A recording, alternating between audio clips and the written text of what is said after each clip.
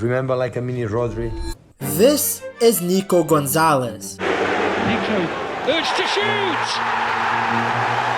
Deflection in! This is Rodri. For Rodri! Oh! Place to perfection! This is Nico González again, and this is Rodri again. When Pep Guardiola called Nico González Mini Rodri, it wasn't just a nickname. He was telling the truth. The similarities between the two is crazy. City's midfield had fallen apart, and with signings made in every other position, it was time to upgrade the center of the park. The present for Nico helped us a lot. Well, who better than a young Spanish defensive midfielder with intelligence and control? City had seen this story before. Rodri's on fire! Messi terrifying! Rodri's on fire! With Rodri out, Nico has really stepped up in the pivot role. He's winning tackles, breaking up plays, and keeping the ball moving. And Nico helps us, but especially in the ball. Every time moves much better in the right positions. He's much clever where the space is free. He is so calm under pressure and always available for a pass. Qualities that were non-existent at City when Rodri was not on the pitch. Most games, Nico is the one quietly running the show, while the headlines will focus on Haaland, Cherki, and Foden. It's Nico that is pulling the strings. It makes sense why he's so good. Not many players get to learn from three of the best Spanish midfielders ever. First it was Sergio Busquets at Barcelona, and now it's Rodri and Pep Guardiola at Manchester City. So young, so he's a lovely guy. So I'm really pleased because this type of football players, they are incredible, coachable. They deserve the best. And all of that knowledge is helping Nico grow into the player that City hoped he'd become. Since joining City from Porto for £50 million, he's been under a lot of pressure as Rodri's backup, but he's starting to look more confident. He looked very good in his debut, went through a bit of a patch where he didn't play, but now he's back to his best. Between Busquets, Rodri, and Pep, Nico's basically had a masterclass in midfield play, and it's starting to show. He looks way calmer, smarter, and more confident every time he steps on the pitch. He always wants the best from everyone, which is why he's the best. And that's been really good for me. I think in the last months I've improved a lot. But while everyone sees Nico as the heir to Rodri's throne, there's actually a bigger reason for why City bought the midfielder. You see, Pep's compliments weren't the first time that Nico was seen as the next best holding midfielder. At Barca, he was seen as the potential successor to Sergio Busquets. Yes, very similar to Rodri, Nico's career started in Spain. Rodri came through the Atletico Madrid youth setup before joining Villarreal, then going to Atletico's first team. Meanwhile, Nico developed in the greatest youth academy there is, La Masia. I think he was in Barcelona Academy, and Barcelona Academy show you is the best in the world. From the moment that he joined the youth academy, there was buzz around his name. A big reason for that was because of his father, Fran Gonzalez, a midfielder who was one of the most important players in the history of Deportivo La Coruña. Fran played 550 times for his boyhood side, winning La Liga, 2 Copa del Reys, and 2 Supercopa de Españas. But Nico showed quickly that he wasn't at La Masia because of his father's achievements. This wasn't a LeBron-Bronny situation. At the youth level, he played really well as both a holding midfielder and an attacking midfielder. He stood out from his peers due to his excellent technical ability and his super high footballing IQ. His name regularly featured on the list of Barca talents monitored by clubs around Europe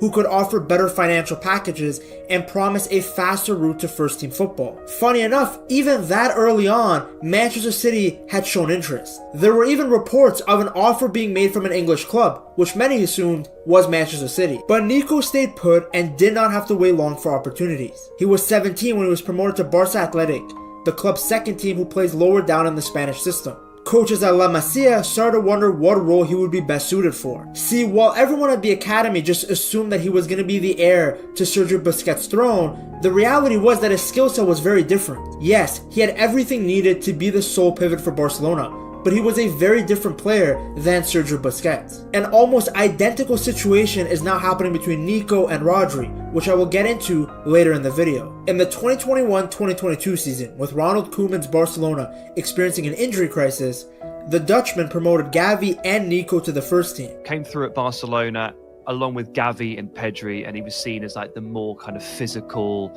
sort of dominant holding player of the three. But the man who gave Nico his first opportunity lasted just 11 games. Xavi came in as the replacement, but he didn't see Nico as a right tactical fit for how he wanted his Barcelona team to play. According to The Athletic, Xavi didn't think that Nico could play as the sole pivot. Busquets was still at the club at the time, and Xavi preferred Pedri, Gavi, and De Jong as the other midfielders. As a result, Nico was sent out on loan to get more first-team football. But at Valencia, well, things didn't get any better. Valencia was going through a hard time, with Gattuso having been replaced by Ruben Baraja midway through the season, as the threat of relegation became very real. Then Nico suffered a foot injury that kept him out of action for 2 months. When he returned, he struggled to hold down a spot in the starting 11. When the Spaniard returned to the Catalan capital a year later in 2023, Busquets had decided to leave the club at the end of his contract to join Inter Miami. Xavi's coaching staff made it a priority to find a replacement for that holding midfield role. But unfortunately for Nico González, they didn't turn to him. Xavi's opinion of the young midfielder was the same as before. He saw potential for him to perform in an advanced role, but he did not see him as the next Busquets. Barca ended up signing another one of their former academy graduates, Oriol Romeu from Girona. Nico, who did not want to go on loan again after his bad experience with Valencia, was permanently sold to Porto in a bid to help his long-term career, with Barca reserving a sell-on clause in case he went on to do greater things. Well, greater things, they were achieved. In the beginning, it took some time for Nico to adjust to life in Portugal. He had to learn Conceição's methods, and it didn't help that he suffered another foot injury.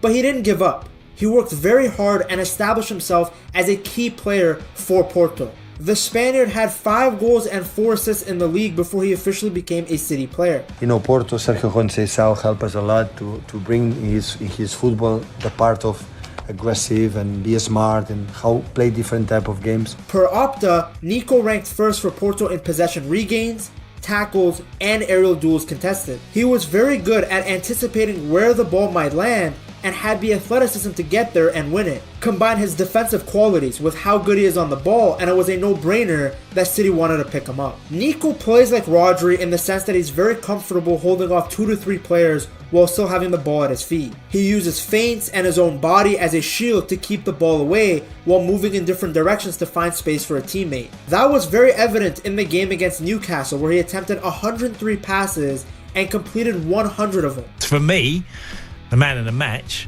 was Nico González. Oh, well, yes. He wasn't being some sort of side-to-side pass merchant either. 15 of those passes were into the final third, which was more than any other player. And guess who was the last City midfielder that tried 100 passes with 95 pass accuracy? Yep, Rodri. He did it twice, once against Fulham in May of 2024 and once against Brighton in April. Thanks to Nico's composure on the ball, City maintained control and held 62% possession against a very informed Newcastle team. He was breaking the lines from deep, able to take out multiple players with just one forward pass. Then defensively, he was an absolute beast. It was the first time in a very long time that City didn't concede a big chance. It was a great sign to see, a player coming in mid-season and straight away matching the intensity and physicality of one of the toughest teams in the Premier League. It really is a game-changing signing. City's midfield has been an absolute mess ever since the Rodri injury. His absence revealed just how much the Spaniard was relied upon. I think most City fans still have nightmares about the Rico Lewis, Gundogan, Silva midfield that went into battle against Liverpool at Anfield. Meanwhile, Nico is 6'2", and he's someone that's comfortable at winning second balls, battling for aerial duels. Nico, for now, will take on the Rodri role. City should now be far less exposed on the counterattacks, with Nico being able to not just anticipate danger, but actually stopping it. He isn't just sitting deep waiting for the attacks to start then trying to stop it. He gets into the right position and stops the attack from ever even beginning. The qualities that Nico has to me indicates that City bought him more as a complementary piece rather than a like-for-like replacement for Rodri. The two Spaniards can easily play together in a double pivot.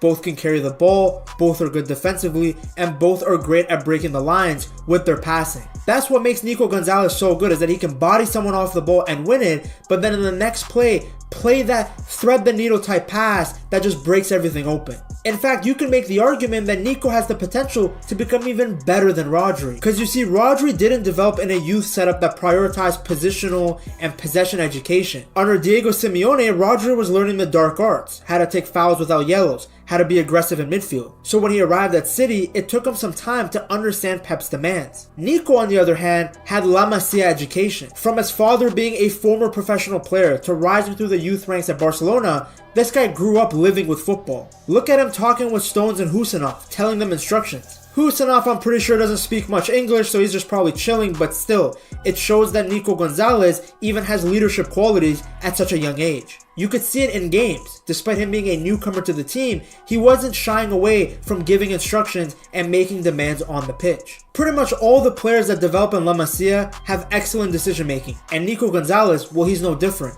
He knows exactly when to keep the ball to recycle possession and when it's time to take some more risks. This stuff isn't always coachable. Some players just have an instinct for it. It's not the Barca dream Nico González thought he was destined for, but a move to Pep Guardiola City, well, that's pretty good in itself. A rebuild is happening for the most dominant club in England, and Nico, he's at the heart of it. Another player that will be a key figure in this rebuild is Omar Marmoush.